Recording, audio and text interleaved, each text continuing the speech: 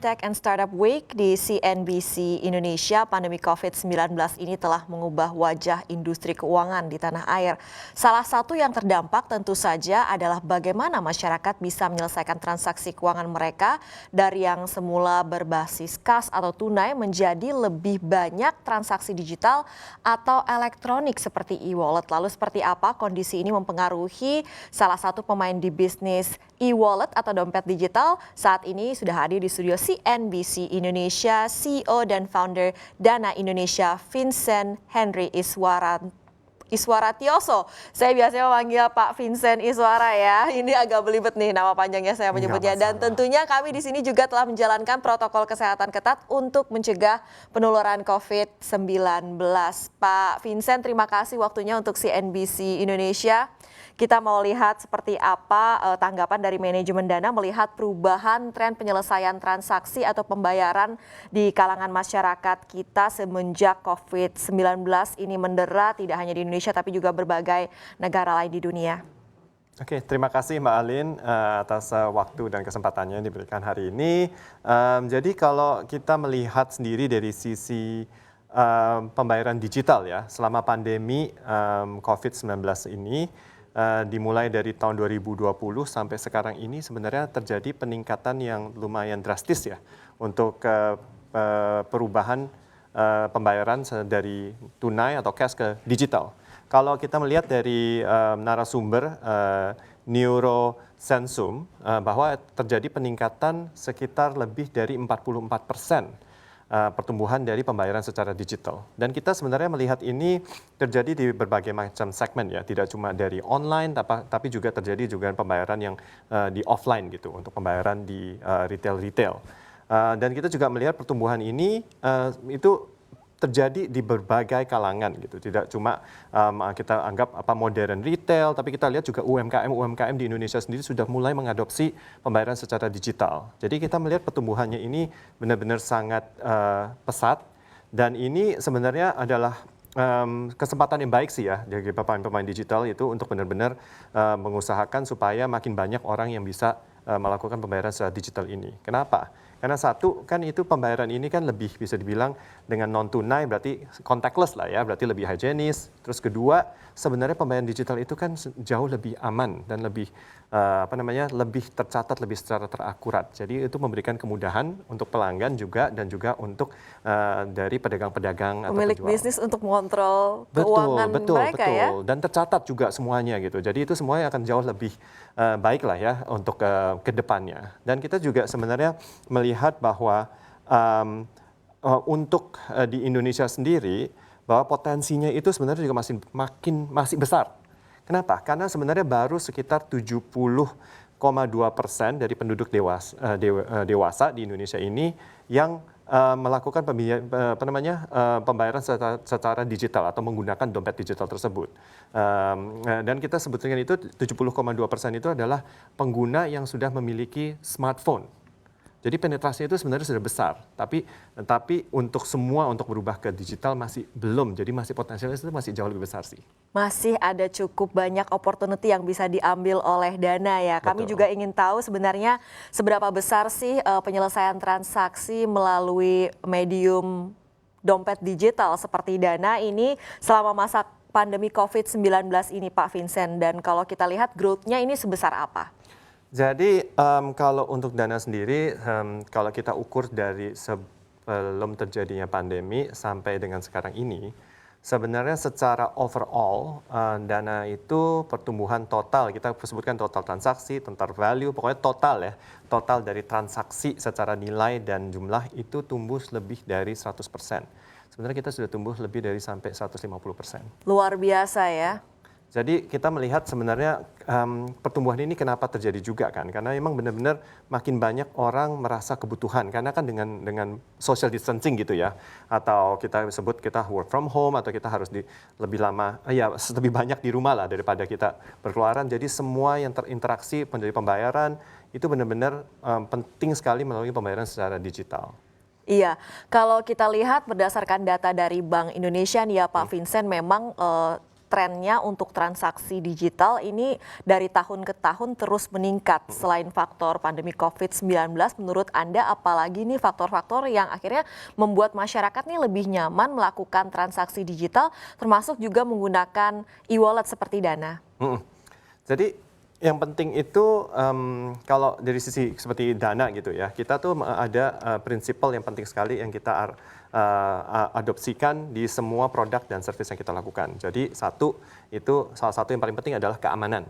Dan keamanan itu sebenarnya kita sebutkan keamanan tidak cuma hanya di setiap transaksinya, tapi keamanan juga di datanya, keamanan juga di privasinya, supaya tidak terjadi kebocoran, tidak terjadi akun bisa diambil orang lain, dan misalnya kalau misalnya terjadi ada sistem error, misalnya terjadi ada transaksi yang mencurigakan, kita proteksi itu secara 100% kita guarantee uangnya. Terus kedua, kita juga yang pentingnya itu adalah kemudahan. Dalam arti benar-benar semua orang bisa mengadopsi pembayaran digital ini secara langsung dan secara cepat. Jadi kita sebutkan gitu, setiap penduduk di Indonesia, setiap pengguna gitu, semua bisa langsung mengadopsi pembayaran digital melalui Dana secara langsung gitu, secara real time. Saat itu juga bisa langsung dipakai, bisa diunduh, bisa diregistrasi dan langsung bisa dipakai. Dan juga untuk pedagang-pedagang itu juga bisa gitu menggunakan penerimaan pembayaran secara digital dengan mengadopsi yang kita sebut dana bisnis itu. Jadi itu bisa juga dilakukan dalam kurun waktu paling lama 24 jam supaya langsung bisa melakukan transaksi digital. Dan keuntungannya dari kalau bisa mengadopsi gitu, dengan aplikasi pembayaran seperti Dana itu langsung bisa menerima semua pembayaran digital yang berlaku di Indonesia karena kita mengadopsi apa yang kita sebut KRIS Indonesia, QR Indonesia Standard. Interoperabilitasnya tinggi ya? Betul sekali. Nah, terus yang ketiga, yang paling penting juga itu adalah kenyamanannya. Kenyamanan itu, jadi tidak usah pusing gitu. Tidak nanti kalau misalnya sebagai pengguna gitu, nanti bisa milih apakah harus cash atau harus kartu debit atau kartu kredit atau gimana. Atau semua itu bisa dilakukan semua di dalam aplikasi di Dana. Jadi kartu kredit, kartu debit pun bisa di-bind atau di-save, itu bisa dipakai juga. Misalnya ada bank akun gitu, bisa dengan mudah untuk bisa melakukan top up di aplikasi Dana, dan untuk macam-macam fitur yang lainnya. Kedepannya juga kita akan membuka supaya pengguna pun bisa nanti misalnya kebutuhan, bisa nanti ada pay later atau kredit, itu semua juga bisa dilakukan. Berarti nanti ketinggalan dompet nggak apa-apa, jangan ketinggalan Dana kalau gitu ya Pak Vincent. Betul. Soalnya bisa di situ satu aplikasi ya. Nah kemudian tadi sudah disinggung juga oleh Pak Vincent bahwa dijamin seperti itu dari sisi keamanannya. Kita mau gali lagi lebih dalam nih soal faktor keamanan dan kecepatan bertransaksi menggunakan e-wallet seperti apa sih? Apakah ini juga menjadi perhatian Dana dalam melayani para penggunanya, Pak Vincent? Pasti. Jadi kita juga melihat itu bahwa keamanan itu kan sangat penting untuk semua yang terjadi keuangan untuk pengguna gitu ya. Untuk segala sesuatu yang mengenai keuangan pengguna itu kalau tidak aman, jadi mereka tidak akan menggunakan lagi, tidak percaya, dan akan tidak terus-terusan dipakai. Dan itu adalah salah satu prioritas paling tinggi. Cara kita supaya bisa meyakinkan pengguna, gimana sih keamanan Dana itu adalah solid dan valid. Satu, kita juga semua sertifikasi yang ada kita dapatkan gitu. Contohnya kita sudah mendapatkan approval dari regulator bahwa untuk license untuk operational, jadi license untuk uang elektronik dan license untuk dompet elektronik. Jadi bisa untuk menggunakan sebagai uang elektronik itu adalah untuk akun yang bisa di top up dulu, habis itu bisa digunakan. Kalau dompet elektronik itu adalah untuk bisa langsung mengintegrasikan, membinding kartu-kartu yang sudah didapatkan dari bank-bank tersebut. Kita juga mendapatkan sertifikasi, contohnya ISO 27001, itu adalah standar internasional untuk proteksi data dari pengguna semua juga. Kita juga mengadopsi sertifikasi PCI DSS, itu adalah salah satu sertifikasi internasional untuk mengamankan semua kegiatan transaksi yang terjadi, apakah itu penggunaan kartu dan yang lain-lainnya, itu semua mengadopsi itu semua. Kita juga di Dana sendiri ada salah satu policy yang penting sekali yang kita adopsi. Kita ada policy yang namanya Zero Data Sharing Policy. Apa sih artinya? Jadi kita tidak akan memberikan data apapun ke siapapun juga sebelum mendapatkan konsen secara langsung terhadap dari konsumen tersebut. Kita sendiri di Dana sendiri tidak bisa mengakses data-data dari konsumen tersebut. Makanya kita sangat mengadopsi keras sekali zero data sharing policy ini juga. Yang terakhir kita ada yang kita sebutkan service yang kita berikan secara ke semua pengguna Dana adalah Dana Protection. Jadi semua pengguna Dana yang menggunakan aplikasi Dana ini, kalau terjadi apapun juga kita akan protect, kita akan kembalikan uangnya, dan kita akan make sure tidak terulang lagi. Semakin membuat penggunanya nyaman tentu saja. Ini sesuai juga dengan 3 pilar dari Dana ya Pak Vincent. Mungkin boleh dielaborasi lagi 3 pilar dari Dana ini. Oke, jadi 3 pilar yang tersebut yang tadi sebenarnya saya pegang sebagai bahasa, tapi yang kita ada nih 3 pilar itu adalah trusted, friendly, dan accessible.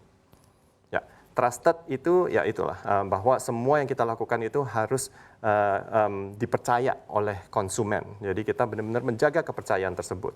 Terus friendly, bahwa penggunanya itu harus user friendly. Ini bisa dibuktikan bahwa aplikasi Dana itu ratingnya termasuk paling tinggi di antara semua aplikasi yang kategori sejenis gitu ya. Dan terakhir accessible. Nah, accessible ini penting sekali sih. Accessible itu adalah bahwa Dana itu membuka aplikasinya, kita tidak ada ekosistem tersendiri, kita benar-benar membuka supaya aplikasi kami, sistem kami bisa dipakai oleh siapapun juga dan siapapun juga di pasar itu, apakah itu dari merchant, apakah itu dari konsumen, apakah itu dari financial institutions, kita membuka semua ke semuanya sistem kami. Iya, menarik sekali Pak Vincent. Untuk informasi lebih lengkap dan berita terkait, jangan lupa klik link di deskripsi. Install juga aplikasi CNBC Indonesia di App Store maupun di Play Store dan please subscribe ya guys.